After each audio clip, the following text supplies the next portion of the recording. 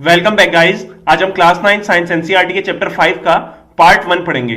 इस चैप्टर का नाम है the fundamental unit of life, मतलब लाइफ की जो फंडामेंटल यूनिट है उसके बारे में इस चैप्टर में हमें पढ़ना है। अब देखिए यहां पे मैं आपको बता दूं कि जो लाइफ की फंडामेंटल यूनिट है उसे बोला जाता है सेल। अब क्वेश्चन उठता है कि सेल को लाइफ की फंडामेंटल यूनिट क्यों बोला जाता है। चलिए इसको समझते हैं। जैसे कि सेल है तो इसे बोला जाएगा सिंगल सेल, अगर ग्रुप ऑफ सेल होंगे तो इसे बोला जाएगा टिश्यू, अगर ग्रुप ऑफ टिश्यूज होंगे तो उसे बोला जाएगा ऑर्गन, और अगर ग्रुप ऑफ ऑर्गन होंगे तो उसे बोला जाएगा ऑर्गन सिस्टम, जैसे digestive system, respiratory system.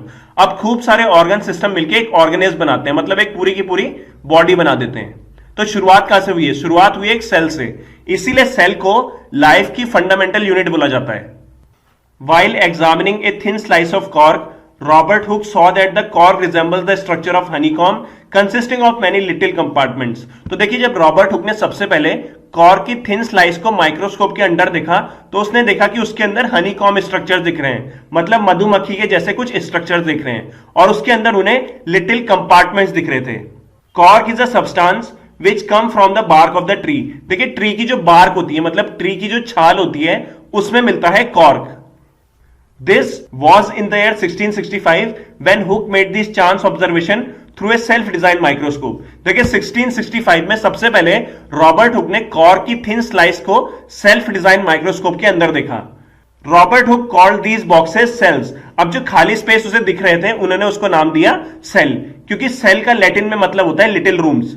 This may seems to be very small and insignificant incident, but it is very important in the history of science. तो देखिए 1665 में जब रॉबर्ट हुक ने सबसे पहले कॉर्क सेल को देखा था तो इस घटना को लोगों ने ज्यादा महत्व नहीं दिया, पर ये काफी इंपॉर्टेंट इंसिडेंट था साइंस की हिस्ट्री में।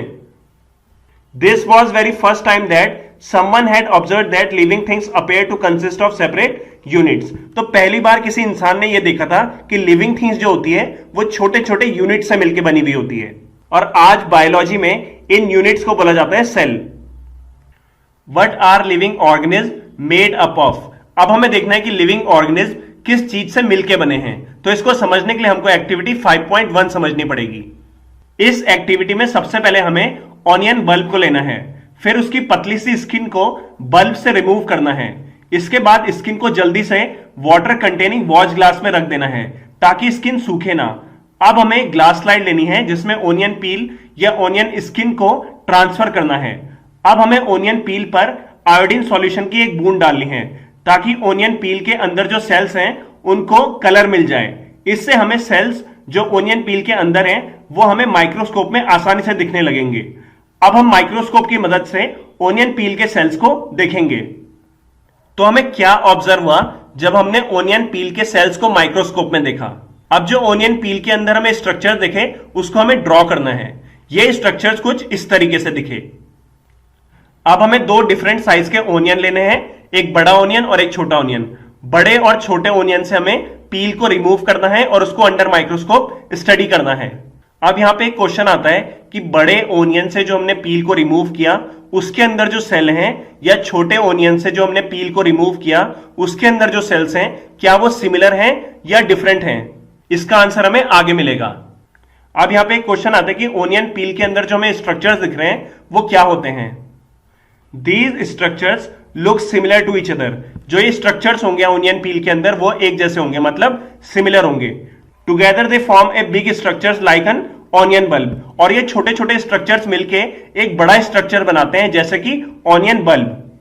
We find from this activity that onion bulbs of different size have similar small structures visible under a microscope. अब देखिए हमने दो डिफरेंट साइज के ओनियंस लिए थे, एक बड़ा ओनियन और एक छोटा ओनियन। इन दोनों से हमने पील को रिमूव किया था। जो बड़े ओनियन की पील थी उसमें हमें स्ट्रक्चर्स दिखे और जो छोटे ओनियन की पील थी उसमें भी हमें स्ट्रक्चर्स दिखे। जो दोनों में स्ट्रक्चर थे वो सिमिलर थे। The cells of the onion peel will all look the same regardless of the size of the onion they come from. तो देखिए किसी भी साइज का ओनियन हो, बड़ा ओनियन हो या छोटा ओनियन हो, उनसे जब हम पील को रिमूव करेंगे तो दोनों पील्स के अंदर जो सेल्स होंगे वो बिल्कुल एग्जैक्टली सिमिलर होंगे। These small structures that we see are the basic building units of the onion bulb. तो ओनियन बल्ब को जो बनाने वाले स्ट्रक्चर्स हैं वही यही स्मॉल स्ट्रक्चर्स हैं, मतलब ये खूब सारे स्ट्रक्चर्स मिलके एक ओनियन बल्ब को बना रहे हैं। और इन छोटे छोटे स्ट्रक्चर्स को बोला जाता है सेल। सिर्फ ओनियन ही नहीं, जितने भी लिविंग ऑर्गेनिज्म हैं वो सेल से मिलकर बने हैं। इसके अलावा कुछ सिंगल सेल्स होते हैं जो अपने आप से जिंदा रहते हैं। जैसे हम बात करें ह्यूमन बीइंग की, तो ह्यूमन बीइंग की बॉडी में कई सारे सेल्स होते हैं, पर अगर हम बात करें बैक्टीरिया की, तो बैक्टीरिया की बॉडी में सिर्फ एक ही सेल होता है, मतलब वो एक ही सेल से बना हुआ होता है। तो ऐसे जो सिंगल सेल्स होते हैं ये अपने आप से जिंदा रहते हैं। Cells were first discovered by Robert Hooke in 1665। 1665 में सबसे पहले रॉबर्ट हुक ने सेल को डिस्कवर किया था। रॉबर्ट हुक ने कॉर्क की स्लाइस में सेल्स को देखा था यूजिंग प्रिमिटिव माइक्रोस्कोप, मतलब बहुत ही पुराने माइक्रोस्कोप की मदद से रॉबर्ट हुक ने कॉर्क की स्लाइस में सेल्स को देखा था। इसके बाद आता है ल्यूवेनहॉक। ल्यूवेनहॉक ने 1674 में सबसे पहले इंप्रूव्ड माइक्रोस्कोप की मदद से पॉन्ड वाटर में लिविंग सेल्स को देखा था। देखिए, अगर क्वेश्चन आता है कि सबसे पहले सेल को किसने देखा, तो इसका आंसर है रॉबर्ट हुक। और अगर क्वेश्चन आता है सबसे पहले लिविंग सेल को किसने देखा, तो इसका आंसर है ल्यूवेनहॉक, क्योंकि रॉबर्ट हुक ने कॉर्क सेल को देखा था और कॉर्क सेल डेड सेल्स होते हैं, पर ल्यूवेनहॉक ने पॉन्ड वाटर में लिविंग सेल को देखा था। इसके बाद आता है रॉबर्ट ब्राउन। रॉबर्ट ब्राउन ने 1831 में सेल के अंदर न्यूक्लियस को डिस्कवर किया था। इसके बाद आता है पुरकिंस। पुरकिंस ने 1839 में प्रोटोप्लाज्म टर्म दिया था। प्रोटोप्लाज्म का मतलब होता है सेल के अंदर जितना भी लिक्विड सब्सटेंस होता है उसे प्रोटोप्लाज्म बोला जाता है। इसके बाद आती है सेल थ्योरी। सेल थ्योरी कहती है जितने भी प्लांट्स और एनिमल्स हैं वो सारे के सारे सेल से मिलकर बने हैं। इसके अलावा जो सेल है वो लाइफ की बेसिक यूनिट है। इस सेल थ्योरी को दो बायोलॉजिस्ट ने दिया था, स्लेडन एंड शेवान। इसके बाद सेल थ्योरी को फर्दर एक्सपेंड किया था विर्चाओ ने। विर्चाओ ने बोला था all cells arises from pre existing cells, मतलब जो पुराने सेल्स होते हैं वही डिवाइड करके नए सेल्स बनाते हैं। जैसे अगर ये कोई पुराना सेल है, ये डिवाइड करेगा और ये डिवाइड करके नए सेल्स बना देगा, तो उसने क्या बोला, all cells arises from pre existing cells. इसके बाद 1940 में इलेक्ट्रॉन माइक्रोस्कोप की डिस्कवरी हुई। इससे यह पॉसिबल हो पाया कि हम सेल के अंदर कॉम्प्लेक्स स्ट्रक्चर्स और वेरियस सेल ऑर्गेनल्स को देख पा रहे थे। The invention of magnifying lenses led to the discovery of the microscopic world. देखिए, जिस टाइम पे हमारे पास मैग्नीफाइंग लेंस नहीं थे, तो अगर हम अपने आसपास देखते थे तो हमें सिर्फ प्लांट्स और एनिमल्स दिखाई देते थे, पर जब मैग्नीफाइंग लेंस का इन्वेंशन हुआ उससे पता चला कि प्लांट्स और एनिमल्स के अलावा भी माइक्रोस्कोपिक वर्ल्ड होता है जिसमें माइक्रो ऑर्गेनिज्म प्रेजेंट होते हैं। इससे हमें पता चला कि कुछ सिंगल सेल ऑर्गेनिज्म भी होते हैं जो एक ही सेल से बने हुए होते हैं, जिनका एग्जांपल है amoeba, chlamydomonas, paramecium and bacteria. These organism are called unicellular organism. तो ऐसे ऑर्गेनिज्म जिनकी बॉडी एक ही सेल से मिलकर बनी हुई होती है, ऐसे ऑर्गेनिज्म को बोला जाता है यूनिसेलुलर ऑर्गेनिज्म। यूनि का मतलब होता है सिंगल और सेलुलर का मतलब होता है cells. On the other hand many cells group together in a single body. देखिए, यूनिसेलुलर ऑर्गेनिज्म के अलावा कुछ ऐसे भी ऑर्गेनिज्म होते हैं जिनकी बॉडी के अंदर कई सारे सेल्स पाए जाते हैं और ये सेल्स डिफरेंट फंक्शंस को परफॉर्म करते हैं और डिफरेंट बॉडी पार्ट्स को बनाते हैं। और ऐसे ऑर्गेनिज्म को बोला जाता है मल्टी सेलुलर ऑर्गेनिज्म। मल्टी का मतलब होता है मैनी और सेलुलर का मतलब होता है सेल। तो ऐसे ऑर्गेनिज्म जो कई सारे सेल से मिलकर बने हुए होते हैं, ऐसे ऑर्गेनिज्म को बोला जाता है मल्टी सेलुलर ऑर्गेनिज्म। इनके एग्जांपल है some fungi, plants and animals. Every multicellular organism has come from a single cell. How? तो यहां पे एक क्वेश्चन उठता है कि जितने भी मल्टीसेलुलर ऑर्गेनिज्म होते हैं वो एक सिंगल सेल से ही बन के आए हैं, तो ऐसा कैसे? इसको समझने के लिए हमको रिप्रोडक्शन में जाना पड़ेगा। देखिए, रिप्रोडक्शन में जो मेल गैमेट होता है उसे बोला जाता है स्पर्म और जो फीमेल गैमेट होता है उसे बोला जाता है ओवम। जब स्पर्म और ओवम मिलते हैं तो एक सेल बनाते हैं जिसे बोलते हैं जाइगोट। ये जाइगोट बार बार डिवाइड करता है और डिवाइड करने के बाद मल्टीसेलुलर ऑर्गेनिज्म बनाता है। तो इसी से इसका आंसर आता है कि जितने भी मल्टीसेलुलर ऑर्गेनिज्म होते हैं वो पहले एक सिंगल सेल से ही बन के आए हैं और उस सिंगल सेल का नाम है जाइगोट। देखिए, जब सेल डिवाइड करता है तो सेल अपने जैसे ही नए सेल्स को बनाता है। ऑल सेल्स दस come from pre existing cells, मतलब जो पहले से ही सेल्स होते हैं वो डिवाइड करके नए सेल्स को बनाते हैं। Some organism can also have cells of different kinds. देखिए, कुछ ऐसे भी ऑर्गेनिज्म होते हैं जिनके अंदर डिफरेंट टाइप्स के सेल पाए जाते हैं। तो नीचे दी गई पिक्चर को देखिए, इसमें ह्यूमन बॉडी के अंदर डिफरेंट टाइप्स की जो सेल पाई जाती हैं उनको दिखाया गया है। सबसे पहले बात करते हैं स्मूथ मसल सेल की। स्मूथ मसल सेल हमारे स्टमक और इंटेस्टाइन में पाया जाता है। इसके बाद बात करते हैं ब्लड सेल्स की। ब्लड सेल्स हमारे ब्लड में पाया जाता है, जैसे WBC, RBC और प्लेटलेट्स। अब बात करते हैं नर्व सेल की। नर्व सेल हमारी बॉडी के हर पार्ट में पाया जाता है। ज्यादा नर्व सेल पाया जाता है ब्रेन और स्पाइनल कॉर्ड में। नर्व सेल का काम होता है सेंस को महसूस करना।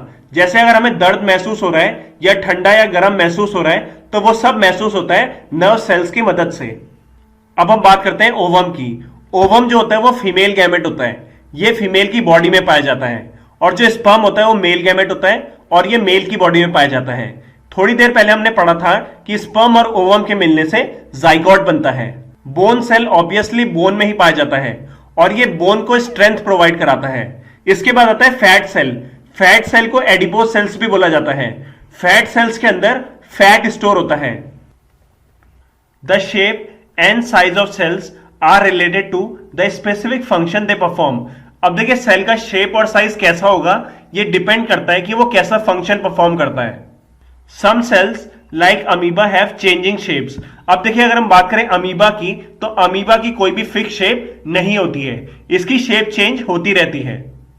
इन some cases the cell shape could be more or less fixed and peculiar for particular type of cells. देखिए कुछ केसेस में सेल की जो शेप होती है वो फिक्स और पेक्युलर होती है पर्टिकुलर टाइप ऑफ सेल के लिए। जैसे एग्जांपल है नर्व सेल का। नर्व सेल जो होता है उसकी एक टिपिकल शेप होती है, मतलब नर्व सेल कभी भी अपनी शेप को चेंज नहीं करता है, उसकी शेप हमेशा फिक्स रहती है। Each living cell has the capacity to perform certain basic functions that are characteristic of all living forms. देखिए कोई भी लिविंग फॉर्म हो उसके अंदर जो लिविंग सेल्स पाए जाते हैं उनमें कैपेसिटी होती है कि वो किसी सर्टेन बेसिक फंक्शंस को परफॉर्म करे। अब देखिए यहां पे क्वेश्चन आता है कि कैसे लिविंग सेल्स इन बेसिक फंक्शंस को परफॉर्म करते हैं।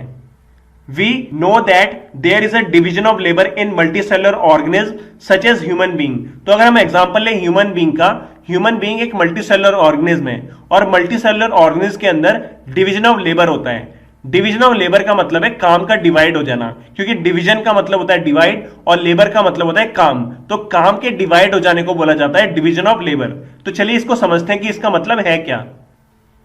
This means that different parts of the human body perform different functions. तो डिवीजन ऑफ लेबर का मतलब है कि ह्यूमन की बॉडी में जो डिफरेंट पार्ट्स हैं वो डिफरेंट फंक्शंस को परफॉर्म कर रहे हैं। मतलब वर्क जो हो रहा है वो डिवाइड हो रहा है, कोई ऑर्गन किसी और फंक्शंस को परफॉर्म कर रहा है और कोई ऑर्गन किसी और फंक्शंस को परफॉर्म कर रहे हैं। जैसे हम एग्जांपल है ह्यूमन बॉडी में जो हार्ट होता है वो ब्लड को पंप करता है और जो स्टमक होता है वो फूड को डाइजेस्ट करता है। Similarly division of labour is also seen within a single cell in many cases. देखिए कई केसेस में सिंगल सेल भी डिवीजन ऑफ लेबर को शो करता है। In fact each such cell has got certain specific components within it known as cell organelles. तो ऐसे single cell जो डिवीजन ऑफ लेबर दिखाते हैं उनके अंदर कुछ स्पेसिफिक कंपोनेंट्स रहते हैं जिन्हें बोला जाता है cell organelles. Each kind of cell organelle perform a special function. अब सेल के अंदर डिफरेंट टाइप्स के सेल ऑर्गेनल्स पाए जाते हैं। ये डिफरेंट टाइप्स के सेल ऑर्गेनल्स डिफरेंट टाइप के स्पेशल फंक्शंस को परफॉर्म करते हैं, जैसे such as making new material in the cell. Cell के अंदर कुछ नए मटेरियल्स बनाना, clearing up the waste material from the cell, cell से वेस्ट मटेरियल को बाहर निकालना, and so on. A cell is able to live and perform all its functions because of these organelles. तो देखिए कोई भी सेल जिंदा है और वो डिफरेंट फंक्शंस को परफॉर्म कर पा रहा है, वो इसलिए कर पा रहा है क्योंकि उसके अंदर सेल ऑर्गेनल्स प्रेजेंट हैं। These organelles together constitute the basic unit called the cell। तो देखिए ये जो डिफरेंट सेल ऑर्गेनल्स हैं यही मिलके बेसिक यूनिट बनाते हैं जिसे बोला जाता है सेल। तो सेल को ये सेल ऑर्गेनल्स बनाते हैं। It is interesting that all cells are found to have the same organelles no matter what their function is or what organism they are found in. देखिए ये काफी इंटरेस्टिंग है कि जितने भी सेल्स होते हैं उनके अंदर सेम ऑर्गेनल्स पाए जाते हैं, भले ही उनका फंक्शन डिफरेंट हो या हमने डिफरेंट ऑर्गेनल्स से उनको आइसोलेट किया हो, हर सेल के अंदर सेम ऑर्गेनल्स पाए जाते हैं। अब हमें पढ़ना है what is a cell made up of, मतलब सेल किस चीज से बना है। और हमें पढ़ना है what is the structural organisation of cell, cell का जो स्ट्रक्चर है वो किस चीज से बना है। We saw above that the cells have special component called organelles. देखिए हमने ऊपर पढ़ा है कि सेल्स के अंदर कुछ स्पेशल कंपोनेंट्स पाए जाते हैं जिन्हें बोला जाता है organelles. So how is a cell organised? If we study a cell under a microscope, अगर हम माइक्रोस्कोप के अंदर किसी सेल को देखें तो तीन फीचर्स हमें हर सेल के अंदर दिखेंगे। ये हैं प्लाज्मा मेम्ब्रेन, न्यूक्लियस और साइटोप्लाज्म। तो कोई भी सेल हो, ये तीन चीजें हमें हर सेल के अंदर मिलेगी। देखिए, सेल के अंदर कोई भी एक्टिविटी हो रही हो या सेल अपने इन्वायरमेंट से इंटरैक्ट हो रहा हो तो ये तभी पॉसिबल है जब उस सेल में प्लाज्मा मेम्ब्रेन, न्यूक्लियस और साइटोप्लाज्म प्रेजेंट होगा।